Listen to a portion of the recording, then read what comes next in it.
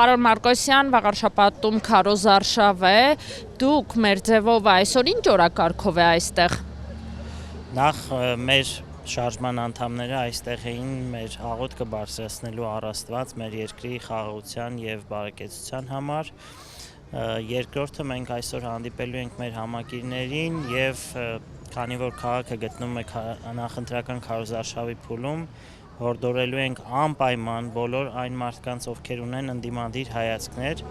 չմնան տանը ընտրությունների օրը, անպայման մասնակցեն ընտրություններին, քանի որ ընտրություններին մասնակցությունը շատ կարևոր է ընդդիմադիր ուժերի անցողիկ շեմը հաղթահարելու համար եւ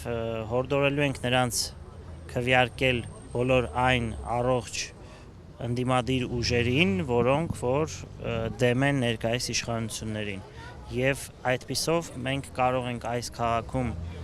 իշխանություն փոխելով իշխանությունը ընդդիմադիր ուժերին տալով զրկել ներկայիս իշխանություններին հետագա ընտրություններում ադմինիստրատիվ ռեսուրս օգտագործելու հնարավորությունից։ Բայց դուք տեսնում եք ընդդիմադիր թեկնածուների մեջ որևէ ֆավորիտ, ով հնարավոր է հաղթի ընտրություններում։ Իհարկե կան տարբեր գնահատականներ անցողիկ շեմը հաղթահարող ուժերի մասին, մենք հայտարարել ենք, որ մենք չենք սատարում կոնկրետ որևէ ուժի, սատարում ենք բոլոր նրանց, ովքեր դեմ են ներկայիս իշխանություններին, դեմ են քաղաքացիական պայմանագրին եւ իր արբանյակներին,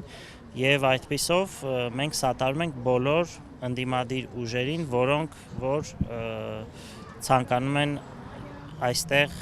գալ իշխանության։ Պարոն Մարկոսյան, բայց այդպես ճիշտ է, ձեր համախոհները պետք է կոնկրետ իմանան, չէ՞, ում եք սատարում, ինչու անուններ չեք տալիս։ Մենք անուններ չենք տալիս, քանի որ մենք չունենք կոնկրետ մեր թեկնածուն այս ընտրություններում եւ առողջ մրցակցությունը նաեւ ինչու՞ չէ լավ է ընդդիմադիր հայացքներ ունեցող ուժերի միջև